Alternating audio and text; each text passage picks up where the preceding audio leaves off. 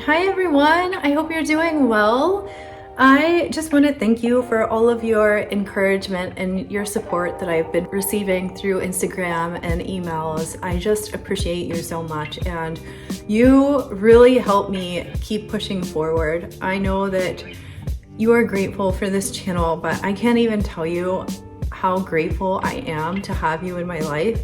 So thank you so much from the bottom of my heart for all of your support and your encouragement to keep going with all of these vlogs. I do want to apologize because I am in so much pain right now. I've been bedridden for the past 3 days. My mind's not completely there. So if I repeat something or I'm stumbling or I get brain fog, please excuse that. I'm really trying. Today was the first day that I was able to get out of bed and even think about vlogging. And I just really want to share this information because I believe it could help a lot of people. So don't mind my struggles.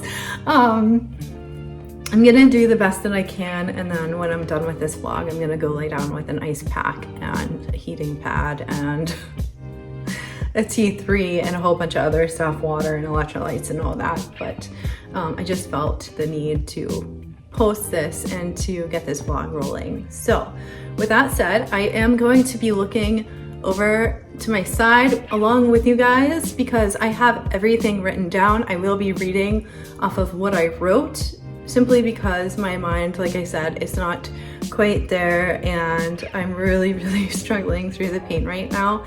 I know I come across as chipper and happy in a lot of my videos, but I need to let you guys know I don't always feel like that on the inside. I think a lot of that has to do with me just trying to cope and push myself forward.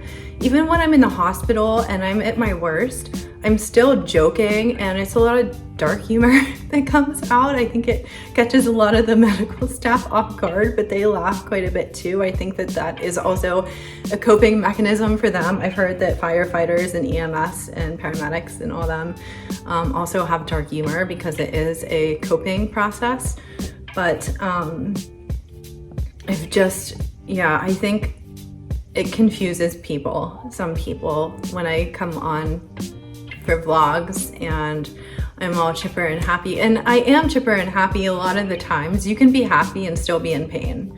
They can coexist with each other, and I think it might confuse a lot of people, and there might be a bit of a misunderstanding there. But I can assure you, the pain right now as I'm speaking to you is a 9 out of 10. It is very hard to stand. I need to get a chair for when I'm vlogging in here, but I like the backdrop here and I like how even the lighting is. So that's why I keep filming in this room. And I know I mentioned this in the last vlog, Tidy's walkway is up there. And I love it when he makes an appearance up there. I'm really hoping that he gets the zoomies one day and he just slides across the boards like he does during the night. I think that would be hilarious for a vlog, but can't plan that. It just happens. It just has to happen magically. So with all of this said, let's get into how we can advocate for ourselves. So the first thing that you're going to want to do is write everything down, and this includes your medical packet. Your medical packet, you should always have 3 copies on you. And it might seem ridiculous, but if you go to the hospital, the ER doctor might take one, the nurse might take one, and then they'll leave you with one, and then you can just read it off from there. Or you can take one and then just ask them to make a copy of the one or scan the one that you have. But I don't really trust them with that. I have gotten my medical packet lost quite a few times because of that. So I always take 3 copies just in case. And I also teach you how to make your own medical packet in Daily Vlog 63 if you'd like to check it out. Hopefully it comes in handy for you. Another thing that you're gonna wanna write down is all of your symptoms. And this includes what type of symptoms you're having, when, how often they happen, what makes them better and what makes them worse. Any questions that you might want answered, write them down because the doctor might say something during your visit and you might come up with a list of more questions in your head. And oftentimes I do that and then I'm forgetting the questions that I originally had on paper. So it just makes everything a lot smoother. Decide what your top priority is because your time is limited. And I did just have to cut the video because I'm just really not feeling well. To be honest, I started to cry, but I'm okay. I'm gonna keep going as much as I can until I really have to go. But decide what your top priority is because time's limited. The doctor has a schedule that they need to abide by, unfortunately, and a lot of times it's not their fault, but they don't get enough time to spend with their patients. And so it sucks for both. So just write down your top priority, and during the appointment, speak up early in the beginning of the appointment and speak up clearly. And don't mumble or talk quietly, and start with your biggest concern. The main reason I'm here is because of this. Be specific, not vague. So an example would be, instead of "I don't feel good," try "I feel tired every day, even after sleeping." Or "The pain is sharp and it lasts about 2 hours." And it's okay to ask for clarification. Doctors a lot of times use a lot of medical terms. You can say, "Can you explain that in simpler words?" Or "What does that mean for me day to day?" Ask about options. This is huge. You're allowed to know your choices. What are the treatment options? What happens if we don't do anything right now? No matter what doctors push on you, what they might say, your concerns are valid, and don't ever doubt yourself. Share your concerns honestly. If something feels off or a treatment worries you, you can ask, "I'm not comfortable with that. Are there any alternatives?" You and your doctor are a team.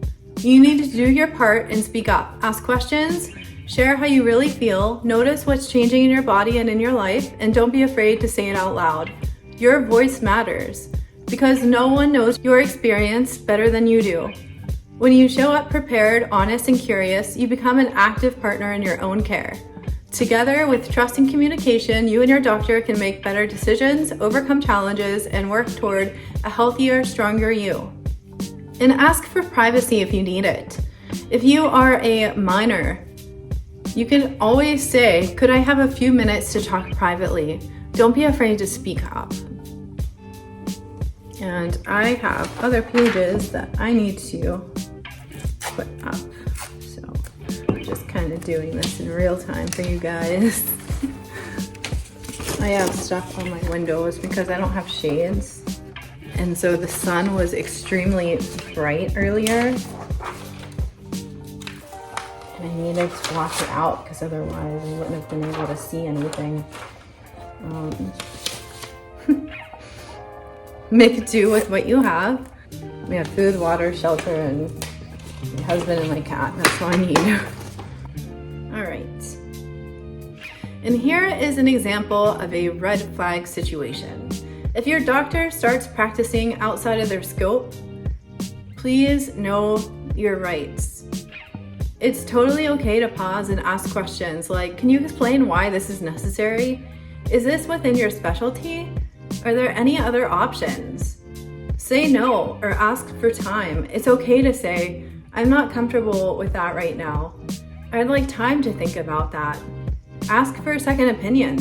This is especially important if something feels off. You can request a referral to your specialist or who does work in that area from your primary care physician.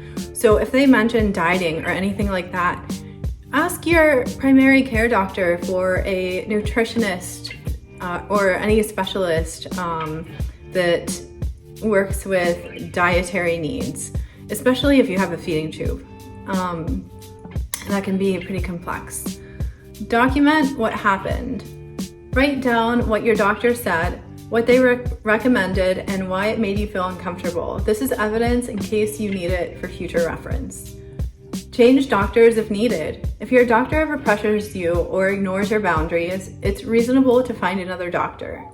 Report their behavior if it's serious. If your doctor violated professional standards, scope of practice rules, or patient consent requirements, and made you feel pressured or unsafe, please report them because they could be doing it to other people as well. And and people who are too scared to come forward.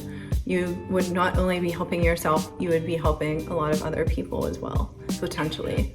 And if you feel dismissed, these phrases can help. I feel like this is really affecting my daily life. I've tried that and it didn't help. Can we look into this more or consider another test? And after your appointment, you're going to want to write down your plan and repeat back the plan. It helps avoid confusion. So the plan is, and if it doesn't help in, I should go to. Write down on what's decided, symptoms to watch, medications, and follow-up dates. If needed, tell your primary care doctor that you would like a second opinion. It is so important to find your healthcare team and find the healthcare team that works for you. Everyone is so different, so everyone's healthcare team is going to look different, but just because one GI specialist didn't answer your questions doesn't mean another one won't.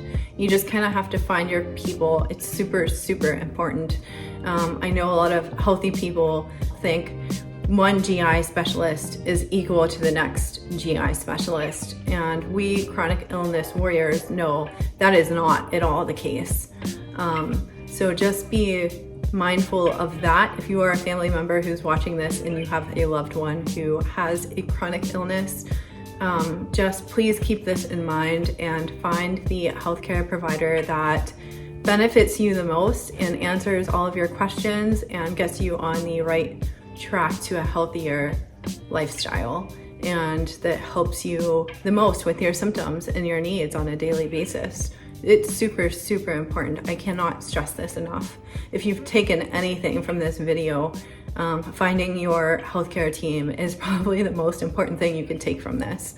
And yeah, that's pretty much it. I hope this video helped. I'm sorry that I am kind of struggling to get through today. I'm sweating a lot. I'm cold. I don't even know. I'm not sick.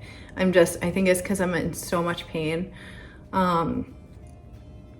But yeah, I hope this helps make your appointments go a lot smoother and gives you the confidence that you need to get the care and the treatments that you deserve. And of course, Titus wants to say hello. Oh my gosh. Okay, come say hi.